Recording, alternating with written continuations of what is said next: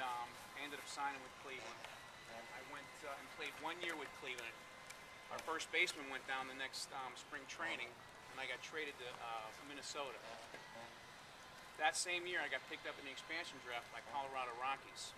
Now here I am thinking, this is my second year professionally I'm playing, and I've already been with 3 different teams. So I'm thinking, what the heck am I going to do? The only thing I did have to do was keep working. Just keep working. Working hard, letting the good Lord take over whatever, whatever's on his plate. Whatever he wants me to do, I do it. That's the one major thing you got to do is work out. Keep working.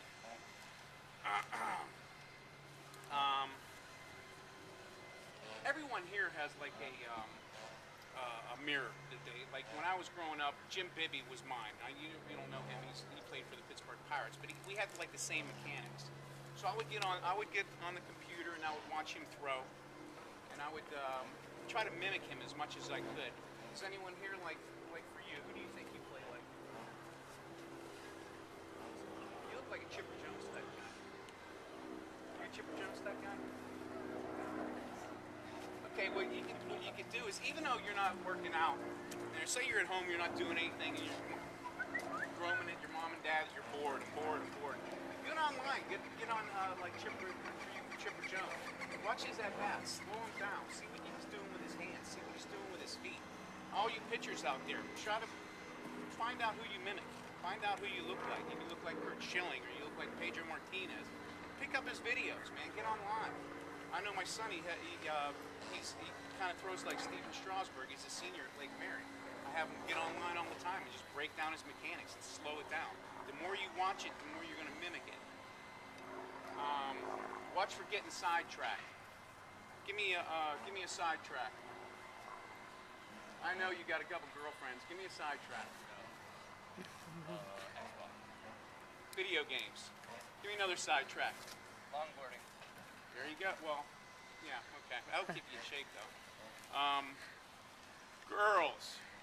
I know you guys like, you're starting to get to the point now, okay? Just be careful with them. You know what I mean? Don't give them too much time. Don't get sidetracked with video games, text messaging. You texting yet? What? You already? Holy heck. All right. Okay, now stay true to your workouts. And this is going to help you in the long run, man. The more you stay in the gym, the more you stay in the hitting tunnel, the more you do your dry work off the mounds, the more you're going to get better. All right? The less you get sidetracked. And you have to do this stuff, man. I'm telling you, because there's no way that you can make it to a certain level without doing this. It's impossible. Everyone's going to hit a certain level where everyone equals out. All right? When I turned 16, 17 years old, and I got picked to go to the Junior Olympics, everyone on the team threw 95. All right? Everyone did. No, there was no difference between anyone. Everyone was just a right-handed pitcher or a left-handed pitcher. The only thing that made the difference was how big a guy's heart was, how much he was in the gym, how much he was working out, how much he was getting stronger. When you lift weights, when you go to the gym, when you go to the batting tunnel, when you're throwing off the mound, it gets you mentally tough. You got to be mentally tough to play this game. Working out, doing your stuff, doing your dry work. There's a difference between being a good player and an average player. A good player will have one bad game. An average player could have 2, 3, 4, 5 bad games. A good player is the one that gets over the hump, makes adjustments. You make adjustments by your mind, hitting in the tunnel, doing extra work, doing your dry stuff off the mound, getting in the weight room, doing your stuff. Baseball's a game of failure.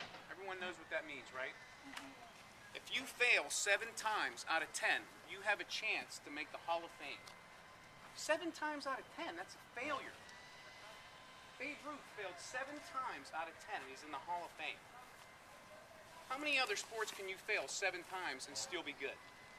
If you shoot 30% of your basketball free throws, are you going to be in the NBA? Heck no. You got no chance. If you only complete 30% of your passes, are you going to be in the NFL?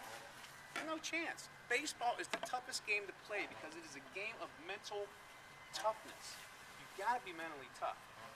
Get mentally tough in those tunnels. When you have a bad game, get in that tunnel. When you have a bad game pitching, get on that mound. Do some dry work, man. Figure out what you did wrong. Why am I throwing the ball high? Why am I throwing the ball down and out? Got to be strong-minded. Odds. When the day you were born, the chances of you making it to the big leagues was 1 out of 22 million. If you had a lottery ticket and you had 1 out of 22 million chance, you got a pretty good chance of making it? Not pretty good, huh? The older you get, the more you're in the tunnel. Every day you do something that helps you out with baseball, you decrease your chances, or you increase your chances to make it. All right? I got drafted in the 3rd round by Cleveland. The chances of me making it to the big leagues when I was born was 1 out of 22 million. When I made it to the draft, it was 1 out of 22,000. When I went to A-ball, AA, AAA, it decreases. Every time I got in that gym and worked out, every time I did everything out here, it worked out. It shrunk my chances. Just remember that, guys. All right? Stay true to your workouts. Okay? You have a bad day, get right back at it. Don't let bad days bring you down. Be that guy that only has one bad game. All right? Okay? Anybody have any questions?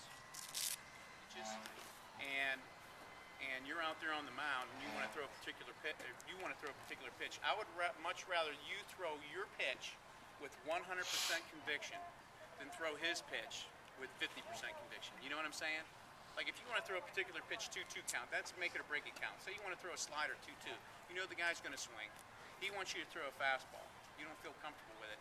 Shake him off and go to your pitch. Be committed to the pitch 100%. If you're not 100% committed to the pitch, then don't throw.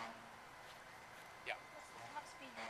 99. I hit 99 several times. I was in Atlanta, and it was a nice warm day. I threw 11 pitches, and 8 of them were at 99. And the funny thing was, Chipper Jones came up to pinch hit.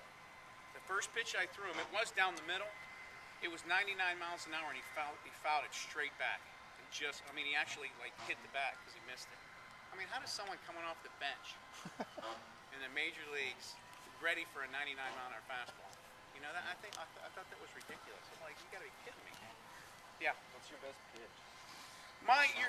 Every pitcher's best pitch is going to be their fastball, because without a fastball, you can't. Because if you throw when you get to a certain level, you throw 3 curveballs in a row, the 3rd one's going to get smashed. In the big leagues, if you throw 2 in a row, it's going to get smashed. But at your level, you need to know that your fastball is your best pitch. Everything else works off your fastball. If you can throw your fastball for strikes, they got to be on it. They have to stay on it. So you can throw anything you want other than that. So your fastball is always your best pitch. What pitches did you have? What's that? What pitches did you have? I had a fastball, slider, curveball, and a split.